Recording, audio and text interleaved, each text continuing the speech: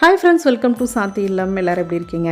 சாந்தி இல்லம் சேனலில் இன்றைக்கி என்ன ரெசிபி பார்க்க போகிறோன்னு பார்த்தீங்கன்னாக்கா, காளான் வச்சு அடை தோசை தாங்க எப்படி பண்ணுறதுன்னு பார்க்க போகிறோம். ரொம்ப சிம்பிளாகவும் ரொம்ப குயிக்காக அந்த ரெசிபி வந்து பண்ணிக்கலாம். ரொம்ப ஹெல்த்தியான ரெசிபியும் கூடங்க, ரொம்ப டேஸ்ட்டாக இருக்கும். இது வந்து நீங்கள் பிரேக்ஃபாஸ்ட்டாகவும் நம்ம பசங்களுக்கு செஞ்சு கொடுக்கலாம், இல்லை வீட்டில் எல்லாருமே சாப்பிட்லாங்க, அல்லது ஈவினிங் ஸ்நாக்ஸாகவும் நம்ம செஞ்சு கொடுக்கலாம். இது ஒன்று சாப்பிட்டிங்கன்னா நல்ல வயிறு வந்து ஃபில்லிங்காக ஆகிடுங்க. வாங்க எப்படி பண்ணுறதுன்னு வீடியோக்குள்ளே போய் பார்க்கலாம். பாசிப்பருப்பு வந்து ஒரு கப் அளவுக்கு எடுத்துகிட்டு நல்லா கழுவி வாஷ் பண்ணிவிட்டு நல்லா தண்ணி ஊற்றி ஒரு 2 மணி நேரம் நல்லா ஊற வச்சுருங்க. பாசிப்பருப்பு வந்து ரொம்ப சீக்கிரத்தில் நல்லா ஊறிடும். ஸோ அதனால் இது ஒரு 2 மணி நேரம் போல் இருந்ததுன்னா போதுங்க. நல்லா கழுவிட்டு தண்ணி ஊற்றி நல்லா ஊற வச்சுருவோம். ஊற வச்சதுக்கப்புறமா நம்ம மிக்ஸி ஜாரில் சேர்த்து நம்ம வந்து அரைச்சிக்க போகிறோம். மிக்ஸி ஜாரில் இப்போ வந்து பாசிப்பருப்பை சேர்த்துட்டேன்.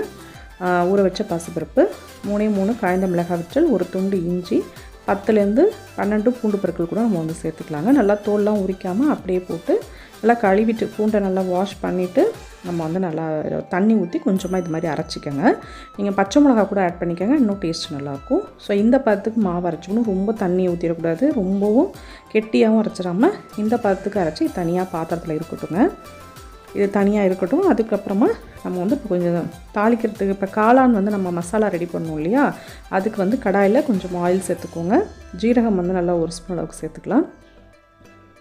இந்த காளான் மசாலா சேர்த்து பண்ணும்போது சூப்பராக இருக்குங்க டேஸ்ட்டு. வெங்காயம் வந்து நல்லா ஒரு பெரிய வெங்காயத்தை எடுத்து நல்லா நீல வாக்கில் கட் பண்ணிவிட்டு அதையும் நல்லா வந்து வதக்கி விட்டுக்கோங்க.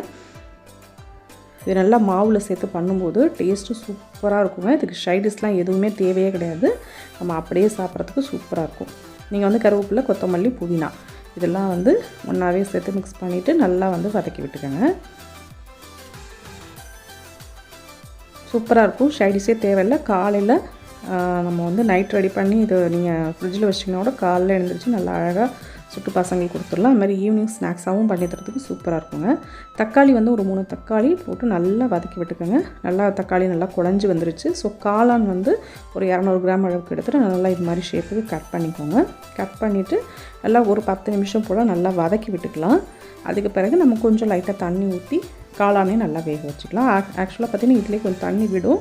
ஸோ அதனால் ரொம்ப தண்ணி ஊற்ற வேண்டாம், கொஞ்சமாக தண்ணி ஊற்றி கூட நம்ம வேக விட்டுக்கலாம். இப்போ நல்லா கொஞ்சம் வதக்கி விட்டுட்டேன். அதுக்கு பிறகு இப்போ கொஞ்சமாக வந்து மஞ்சத்தூள் சேர்த்துக்கலாம். இப்போ வந்து உங்களுக்கு காரத்துக்கு தேவைன்னா ஆல்ரெடி நம்ம மிளகா வத்தல் அல்லது பச்சை மிளகா எதுவும் ஒன்று சேர்த்துக்குவோம் இல்லையா, அது தேவைன்னா மட்டும் நீங்கள் வந்து தனி மிளகாத்தூள் சேர்த்துக்கோங்க. அப்படி இல்லைன்னா அந்த காரமே போதும். ஒரு 1/4 ஸ்பூன் அளவுக்கு தனி மிளகாத்தூள், ஒரு 1/4 ஸ்பூன் அளவுக்கு கரம் மசாலா தூள் சேர்த்துருக்கேன். சேர்த்துட்டு எல்லாத்தையும் நல்லா வந்து வதக்கி விட்டுக்கலாங்க. வதக்கிட்டு கொஞ்சமாக தண்ணி தெளித்து, ஏன்னா அதிலே தண்ணி விடுன்றனால கொஞ்சமாக தண்ணி தெளித்து மூடி வச்சிட்டிங்கன்னா நல்லா வந்து காளான் வந்து சூப்பராக வெந்துடும். வெந்ததுக்கப்புறமா நம்ம வந்து இதை எல்லாத்தையும் எடுத்து நம்ம மாவில் வந்து மிக்ஸ் பண்ணிக்க போகிறோம். கொஞ்சம் தேவையான அளவுக்கு உப்பு சேர்த்துக்கோங்க. தூள் உப்பாக இருந்ததுன்னா ஒரு 3/4 ஸ்பூன் அளவுக்கு தூள் உப்பு மட்டும் சேர்த்துக்கலாங்க. சேர்த்துட்டு நல்லா வந்து வதக்கி விட்டாச்சு. நல்லா கொஞ்சம் பச்சை வாசம் போகிற அளவுக்கு நல்லா வந்து வதக்கிட்டோம் அப்படின்னா கொஞ்சம் நல்லாயிருக்கும் உங்களுக்கு. காளானையும் வந்து நல்லா குக் பண்ணிவிடுங்க, அப்போ தான் அது உடம்புக்கும் நல்லது. ஸோ இப்போ கொஞ்சமாக வந்து தண்ணி தெளித்து நான் வந்து மூடி வச்சிட்டேன். இப்போ நல்லா வந்து நமக்கு வெந்துடும். வெந்தோடனே பாருங்கள், இப்போ நமக்கு காளான் தொக்கு வந்து தயாராகிடுச்சுங்க.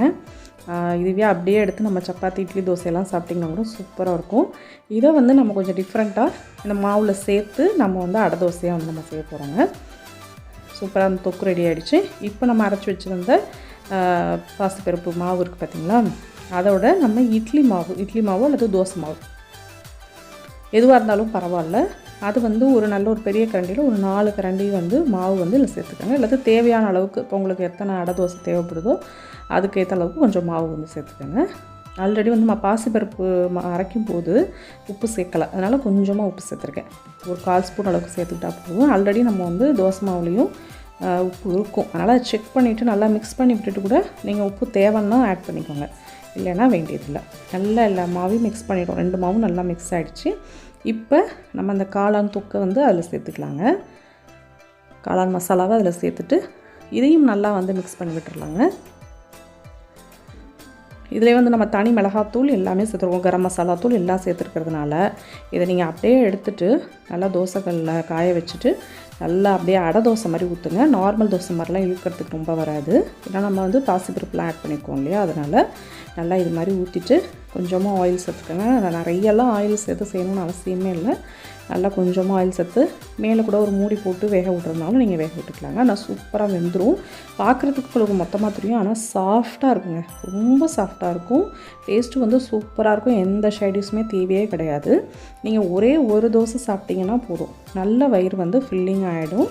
நம்ம காலையில் ஸ்கூலுக்கு போகிற குழந்தைங்களுக்கு அந்த மாதிரி நம்ம செஞ்சு கொடுக்கலாம். அல்லது ஈவினிங் ஸ்நாக்ஸாகவும் நம்ம வந்து செஞ்சு கொடுக்குறதுக்கு சூப்பராக இருக்குங்க. மேலே தேவைப்பட்டுச்சுன்னா ஆல்ரெடி நம்ம ஆனியன்லாம் வதக்கி போட்டிருக்கோம். மேலே தேவைப்பட்டதுன்னா கொஞ்சமாக ஆனியன் அல்லது கேரட்டு, துருவின கேரட் இதெல்லாம் கூட நம்ம சேர்த்துக்கலாம். கொஞ்சம் கருவேப்பிலை, கொத்தமல்லி இதெல்லாம் நான் வந்து சேர்த்துட்டு அதெல்லாம் பாருங்கள் திருப்பி போட்டேன். சூப்பராக செவந்து வந்துருக்குது பாருங்கள். நம்ம வீட்டில் வந்து தோசை மாவு நமக்கு எப்போதுமே கொஞ்சம் இருக்கும் இல்லையா, அந்த தோசை மாவோட கொஞ்சம் பாசிப்பருப்பு மட்டும் நீங்கள் டக்குன்னு ஊற வச்சு இது ரெடி பண்ணிடலாங்க. பாசிப்பருப்பு வந்து உடம்புக்கு ரொம்ப ரொம்ப நல்லது, ப்ரோட்டீன் சத்து உடையது இல்லையா. நீங்கள் வந்து நல்லா இது மாதிரி காளான் எல்லாம் சேர்த்து பண்ணும்போது ரொம்ப ரொம்ப உடம்புக்கு ஹெல்த்தியாக இருக்கும். கண்டிப்பாக பெரியவங்கள்லேருந்து சின்ன பசங்க வரைக்கும், ஸ்கூலுக்கு போகிற பசங்க வரைக்கும் எல்லாருமே சாப்பிட்லாங்க. பார்க்குறதுக்கு மட்டும் வந்தாலும் ரொம்ப சாஃப்டாக இருக்கும். மடை தோசை மாதிரி ஊற்றினாலும் ரொம்ப சாஃப்டாக இருக்கும். எடுத்து சாப்பிட்றதுக்கு சூப்பராக இருக்கும். டேஸ்ட்டும் பார்த்திங்கன்னா அல்டிமேட்டாக இருக்குங்க.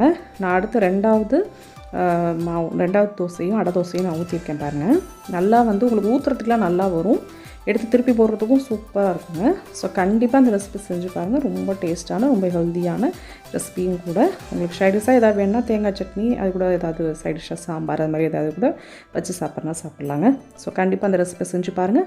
செஞ்சு பார்த்துட்டு எப்படின்னு சொல்லிட்டு எனக்கு கமெண்ட் பண்ணுங்கள். சாந்தி இல்லம் சேனலில் நிறைய டிஃப்ரெண்ட்டான ஹெல்த்தியான ரெசிபிஸ்லாம் நிறைய போட்டிருக்கோம். ஸோ அதையும் மறக்காமல் பாருங்கள். இந்த வீடியோ பிடிச்சிருந்தால் லைக் பண்ணுங்கள், ஷேர் பண்ணுங்கள், கமெண்ட் பண்ணுங்கள். ப்ளீஸ் சப்ஸ்கிரைப் சாந்தி இல்லம் சேனல். நெக்ஸ்ட் ஒரு நல்ல ரெசிபியோடு நான் வந்து உங்களுக்கு ஹெல்ப் பண்ணுறேன்.